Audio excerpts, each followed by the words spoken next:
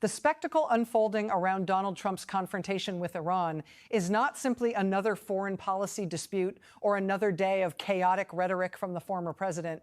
It is something deeper and more revealing about the way Trump governs, the way he treats allies, and the consequences of building American foreign policy on personal ego rather than alliances, strategy, or institution.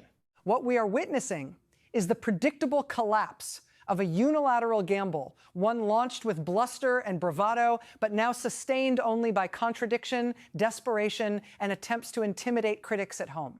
At the center of the crisis lies the Strait of Hormuz, one of the most strategically vital waterways on the planet. Roughly a fifth of the world's oil supply passes through this narrow corridor between the Persian Gulf and the Gulf of Oman. For decades, American administrations, Democratic and Republican alike, treated the security of that passage as a multinational responsibility, something that required careful diplomacy with allies in Europe, the Middle East, and Asia.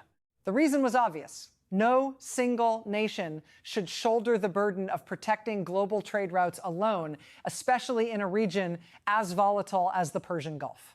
Yet Trump approached the region in a radically different way. Instead of strengthening alliances, he spent years undermining them. He launched trade wars against friendly nations, insulted NATO partners, threatened military action against allies, and openly questioned the value of long-standing security agreements. These were not isolated outbursts.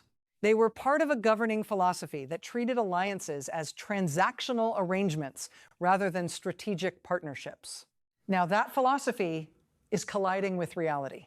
In the midst of escalating tensions with Iran, Trump initially claimed that many countries had agreed to send naval forces alongside the United States to secure the Strait of Hormuz.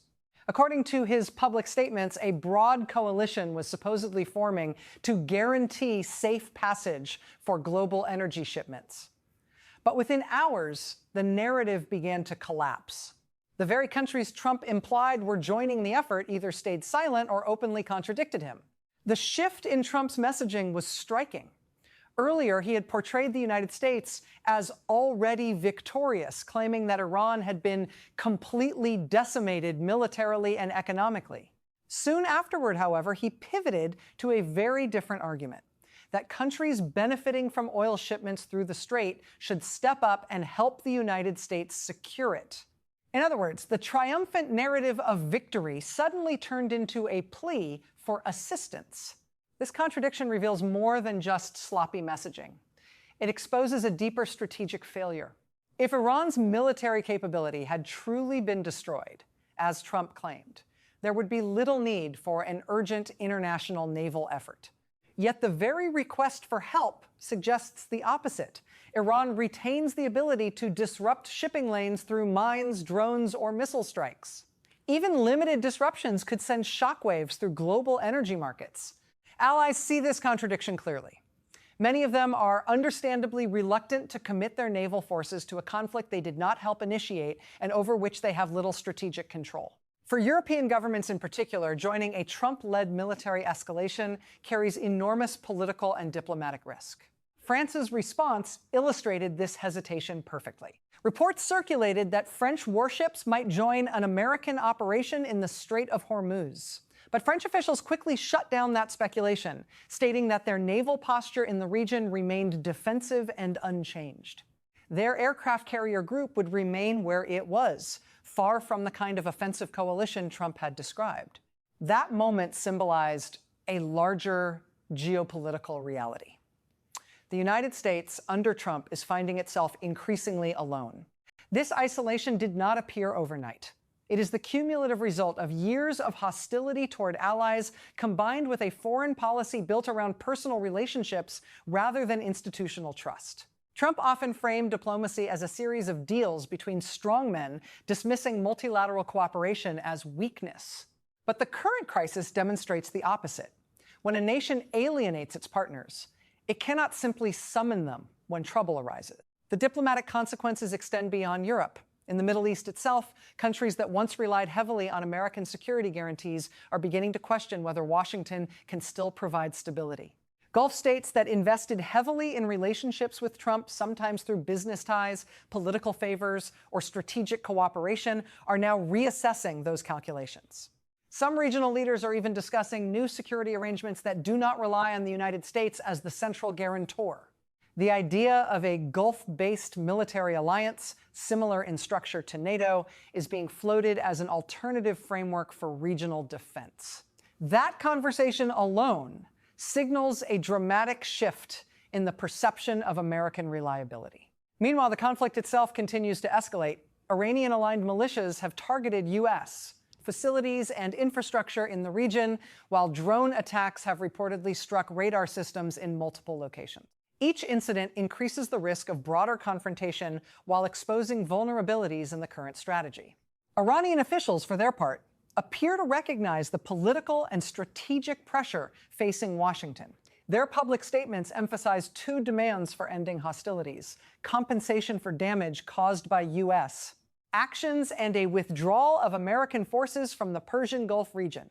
Whether those demands are negotiating tactics or genuine objectives, they illustrate how dramatically the conflict has shifted from Trump's initial declarations of total victory.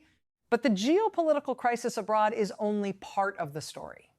Equally troubling is what is happening domestically in response to criticism of the war. Rather than acknowledging setbacks or engaging in transparent debate, Trump and his allies have turned their attention toward the media.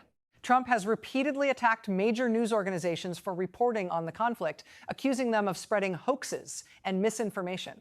Such rhetoric is not new, but the context is alarming. It is being deployed during an ongoing international crisis in which accurate reporting is essential. Even more concerning are statements from officials aligned with Trump's regulatory agenda. Some have suggested that broadcasters spreading what they label as distortions could face consequences when their licenses come up for renewal. The implication is unmistakable.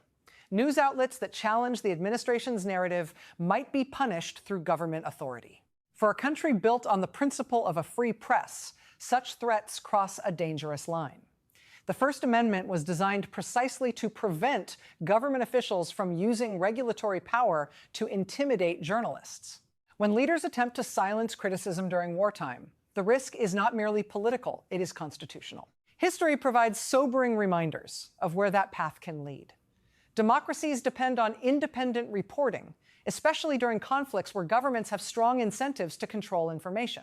When the press is pressured into acting as a propaganda arm of the state, citizens lose the ability to evaluate policies that may place lives, resources, and global stability at risk.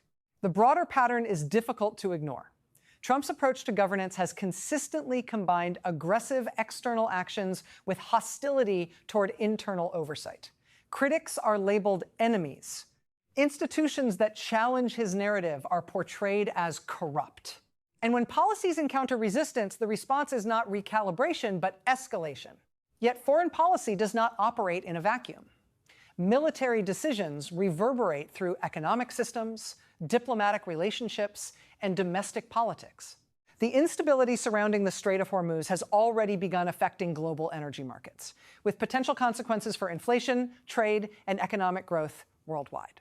If the conflict expands further, the costs could multiply dramatically. For the United States, the most profound cost may be reputational. American leadership in the post-World War II era was built on a network of alliances and institutions that helped stabilize international relations. That system was never perfect, but it provided a framework through which crises could be managed collectively. Trump's strategy of unilateral action has weakened that framework. By sidelining allies, dismissing diplomacy, and framing international cooperation as exploitation, he has eroded the very mechanisms that historically allowed the United States to project influence without standing alone. Now the consequences are unfolding in real time. A conflict launched with confident declarations of dominance has turned into a search for partners who may no longer be willing to follow. Allies once treated as indispensable are suddenly being asked to clean up a crisis they did not help create. Meanwhile, critics at home are being warned to soften their coverage. The result is a picture of leadership defined less by strength than by volatility. True strength in foreign policy is not measured by the loudness of rhetoric or the scale of military action. It is measured by the ability to build coalitions, anticipate consequences, and maintain credibility with both allies and adversaries. On those metrics, the current moment raises serious questions. What began as another display of Trumpian bravado is increasingly revealing itself as something else, a case study in how quickly unilateral power can unravel when it is not supported by strategy, diplomacy, and trust. And as the situation in the Middle East grows more complex, the costs of that unraveling may extend far beyond the political fortunes of any single leader.